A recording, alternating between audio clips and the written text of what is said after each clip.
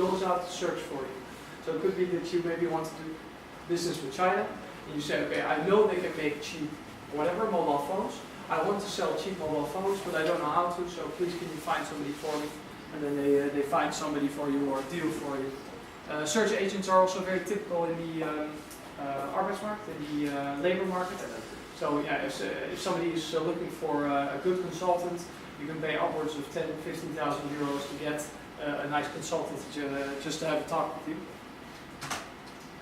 Alright, so then there's advertising. Advertising, I think you all have a good idea of where the most money is being made there. This is sort of from how do I say, yeah, Facebook is a very interesting one. Google is of course really interesting. So here you see generalized portals, personalized portals, specialized portals, and of course a free model. So you can already imagine generalized portals are high volume traffic portals. Think about nu.nl for instance. Personalized portal is like Facebook, so it says, hey, you're a student, you're this and this age, so you might like beer, so here's a nice beer commercial. Whereas I will probably get a nice baby stroller commercial or a nice family car commercial, and they all work really well. Think for us about my Google. And of course specialized portals, so this is made by a student of ours. He may have already graduated. Yeah, he just graduated. It's gthq.nl, and GT stands for Gran Turismo, and it's a gaming community that he created. And well, he's making quite a nice extra little bit of money on this. Oh, I don't really see any advertisements, but they are here. I think they're probably in the articles or something.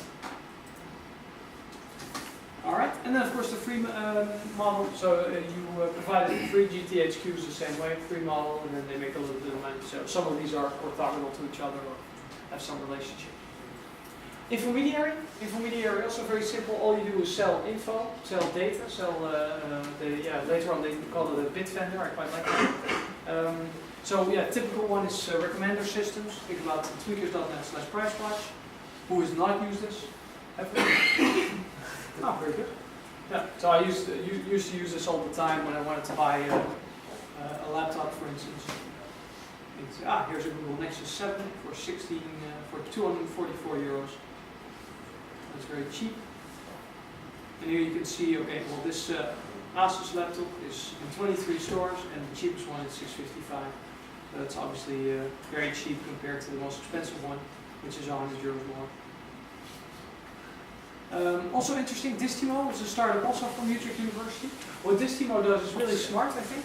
Distimo collects data from the different app stores.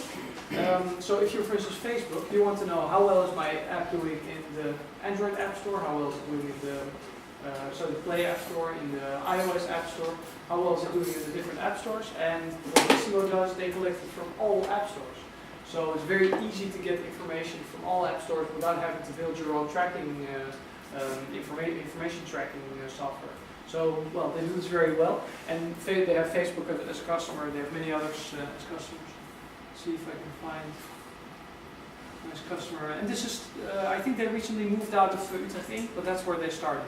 And these guys were, a couple of years in and already making Ferrari money.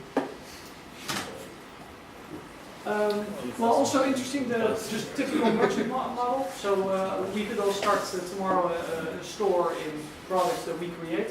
But we can be a virtual merchant, so we don't have any store locations. But in the case of, for instance, H&M has many store locations, but also, so they are click and mortar, so to say, which is of course a joke wordplay of brick and mortar. Then the catalog merchant, so going from mail order to web-based. So I think Weekamp is one of the most successful online stores in the Netherlands. I never buy anything there, but that's perhaps me. Then the bit vendor. A bit vendor deals strictly with digital products. Give me a nice example of a bit vendor. Who has an iPod? What software do you need for it? iTunes. iTunes is a typical bit vendor. All they sell is bits, and those bits happen to take the shape of MP3s or whatever format that's being used. Can you imagine any other bit vendors? E-book vendors, I guess? Or podcast vendors? Steam, that's an interesting one. Yeah, I guess. Yeah, why not? Yeah, so Steam is a gaming platform where you can download games to your computer and play in there. Yeah, I like that. Yeah, it's a very nice example. Okay, and then community-based business models. So I talked a little bit about. So I talked a little bit already about communities and how you can make money from it. So the GTHQ.nl is a nice example of that. So it's based on user loyalty, people coming back to a specific community. Maybe high investment in both time and emotion on the site.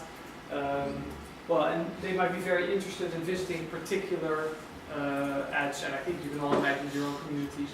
I really like Stack Overflow, for instance. Stack Overflow is a website where programmers find answers to their questions, and very subtly there are some ads for better programming jobs and nicer programming jobs. So it's a typical community.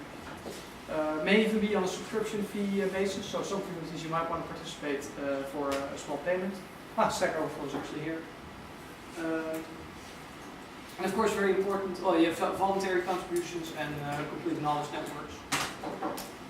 Alright, so this is, I think, the most interesting part of this presentation. We're going to talk a little bit about API business models. And I already mentioned webservices.nl, so they give you a small bit of data, but well, there's here some other interesting platforms. So data as a service, Amazon historical pricing. So there you can see how much your phone cost when it first came out, the week after, the week after, the week after. Their e-commerce service, also a similar sort of product. Then infrastructure as a service, so that's just hardware. So simple queue service, simple storage, elastic cloud. They now also have Amazon Glacier, where you can store your data for years and years and years for very, very little. Search as a service, so you can get from Alexa all kinds of search information. And people as a service, which is, for instance, Amazon Mechanical Turk. I'm not sure if you've ever seen it, but it's really kind of cool. If you know about the Mechanical Turk, it was a chess player you could play against, and he was dressed up like a Turkish guy. You could play against him, but the joke was that there was somebody actually under the machine who was moving the pieces. So it wasn't actually really mechanical, but it was looked a little bit like magic. And here you see, okay, so you can make money by working on, well, they call it hits. I think they're something tasks, so they're very small tasks, and they get results. So what's a typical case study for, or use case for Mechanical Turk? Well, let's say you're a company called ISV World. ISV World is a company that has all the data about all the ISVs in Europe. So they want to get first information from websites. Now, getting information from websites, it automatically can be hard. You could maybe quite easily find out whether they're a Microsoft partner or not, simply if they show a Microsoft logo or if they mention Microsoft. But there could also be some negative publicity, like Microsoft cancels so-and-so, and therefore we change our...